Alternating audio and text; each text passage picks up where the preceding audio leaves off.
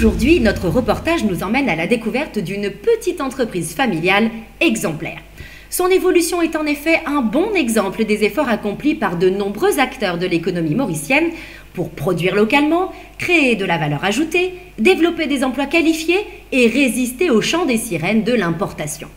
Après avoir passé presque 20 ans au Canada, le fils des fondateurs de Metal Casting and Pressing Industries est revenu au pays. Son but, donner un nouvel élan à sa compagnie. En investissant dans les nouvelles technologies et l'humain, ce professionnel des challenges veut devenir un acteur régional majeur sur le marché des objets publicitaires et des cadeaux d'entreprise personnalisés. Dans la zone industrielle de Plaine-Lausin, près de Port-Louis, la compagnie Metal Casting and Pressing Industries est connue à Maurice pour être le premier producteur de trophées sportifs et autres récompenses. Mais pour tenir cette position de champion au service des champions, l'entreprise fait évoluer ses savoir-faire traditionnels de bijoutier vers de nouveaux horizons, sur le marché très concurrentiel des objets publicitaires. Avec le temps, Metal Casting qui a été créé par mes parents il y a quand même presque 30 ans maintenant, a dû s'adapter aux exigences du marché. Les clients ont changé, les technologies ont changé, les produits ont changé. Donc il a fallu adapter l'entreprise, les employés, les équipements et les matières utilisées pour répondre aux attentes de nos clients aujourd'hui. Aujourd'hui, le client ne voit pas seulement ce qui est disponible à Maurice, mais il peut d'un clic voir n'importe quel produit, n'importe où dans le monde. Et ils viennent et ils s'attendent à ce qu'on soit aussi efficace, dans les mêmes produits, dans les mêmes matières, dans les mêmes temps parfois. Alors, les matières sont variées, les designs aussi, ils nous demandent « mais non, moi je veux quelque chose que j'ai vu au Grammy Award la semaine dernière, pouvez-vous nous faire quelque chose ?» Alors, il y a le copyright bien sûr, mais on essaie d'improviser. L'improvisation fait partie du processus créatif base du métier, mais ici, attention de ne pas déraper. La créativité s'exprime dans un cadre précis et les designers jonglent en permanence avec toutes sortes de contraintes. En tant que designer, nous devons modéliser la demande des clients sous forme graphique. Le principal challenge, c'est d'être le plus efficient possible, mais ce n'est pas le seul. Pour faire avancer un projet, nous ne pouvons pas être seuls dans notre bulle de créatifs. Nous devons travailler en équipe avec les autres départements pour savoir si notre idée peut être réalisable. Il nous faut être innovants sans perdre de vue les contraintes mécaniques qui entrent en jeu. Parfois, nous recevons en même temps de nombreuses commandes. Pourtant, il nous faut être très attentifs aux échéances. L'enjeu, c'est alors de répartir le travail correctement pour finir à l'heure. Nous utilisons un logiciel qui permet de créer des prototypes grâce auxquels le client peut avoir une idée précise de ce que sera le produit fini.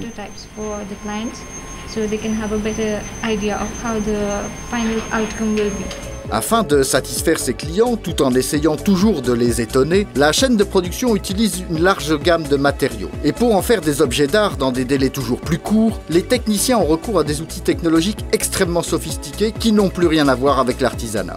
C'est plutôt au laser qu'on fait des découpes en acrylique, voilà. Et aussi, les bases, c'est plutôt sur la CNC. Qu'on peut découper dans toutes les formes voulues. On peut même faire des bases en 3D, des gravures là-dessus, des sculptures là-dessus, et même faire par exemple des plaques pour d'inauguration, voilà. Donc c'est ça, avec sur différents matériaux. C'est du laiton qu'on utilise pour faire des plaques d'inauguration. On peut même graver sur du marbre ici, grâce à cette machine de CNC. Il y a aussi le G2.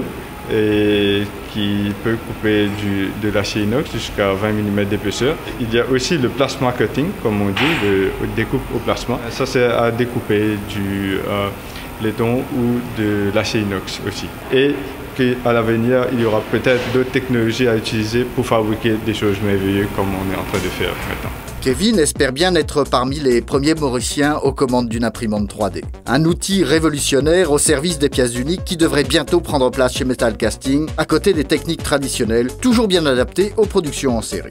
Une pièce vient de moi, et là, une pièce, si bon ou pas bon, une gravure, si bien faire. Et là, nous checkons, et puis nous travaillons en ligne, nous limons, nous passons papier, nous faisons polissage, et ensuite nous envoyons au bain.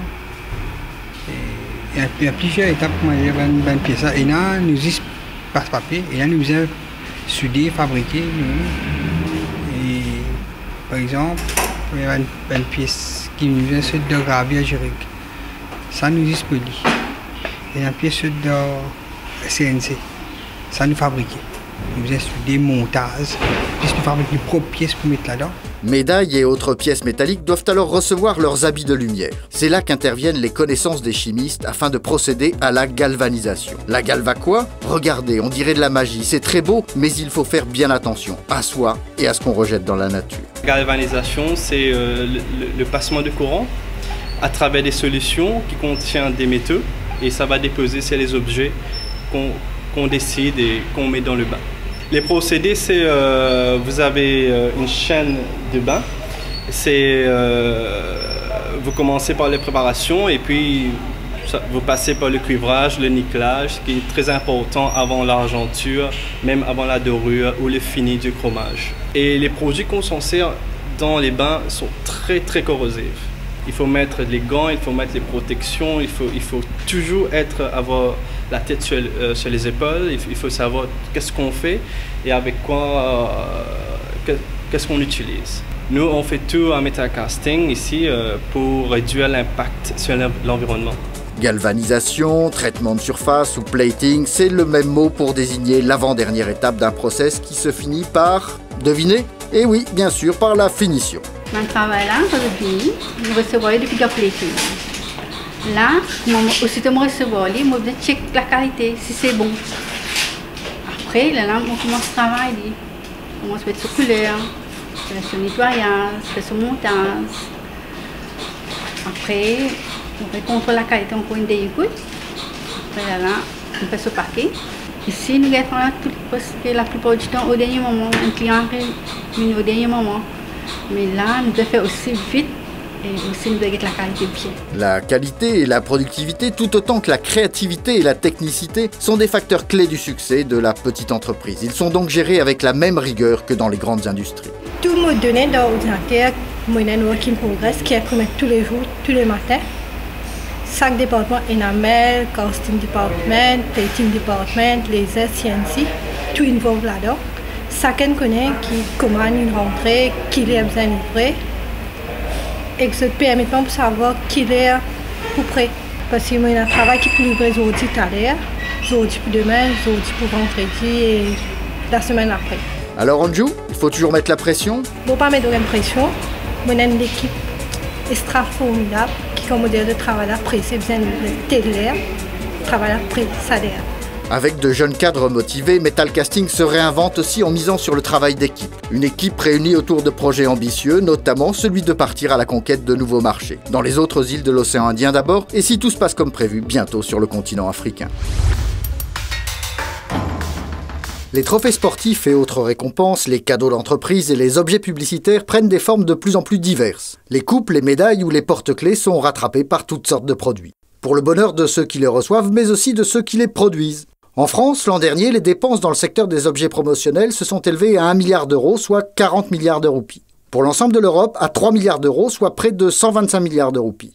À Maurice, il n'y a pas de chiffre connu. Mais les ventes du premier producteur, Metal Casting and Processing Industries, ont atteint les 20 millions de roupies. 30% de l'activité avec le monde du sport en fournissant principalement des médailles et des coupes. 40% sur le marché des objets publicitaires et des cadeaux d'entreprise. L'entreprise a réalisé 7% de son chiffre d'affaires à l'export. Elle fait tout pour que ces chiffres augmentent dans l'avenir. Mais ce n'est pas simple car même si les clients sont nombreux et différents, ils ont tous 3 points communs. Ils ne savent pas bien ce qu'ils veulent, ils le veulent tout de suite, voire pour hier, et en plus, ils n'ont pas prévu de budget. Alors, cadeaux et récompenses, c'est sympa, mais pas toujours facile. Metal Casting and Pressing Industries compte aujourd'hui une petite cinquantaine de salariés. Cet effectif est appelé à grandir si la stratégie de croissance à l'international de Youssouf Goberdon porte ses fruits. Mais le directeur de la compagnie affirme qu'aujourd'hui, il lui est difficile d'assurer la relève, faute de candidats aptes à remplir les fonctions voulues. On espère qu'après la diffusion de ces images, ce problème sera rapidement résolu. C'est l'un des principaux buts de notre émission que de rapprocher l'industrie mauricienne et la jeune génération pour qu'ensemble, elles contribuent au développement économique du pays.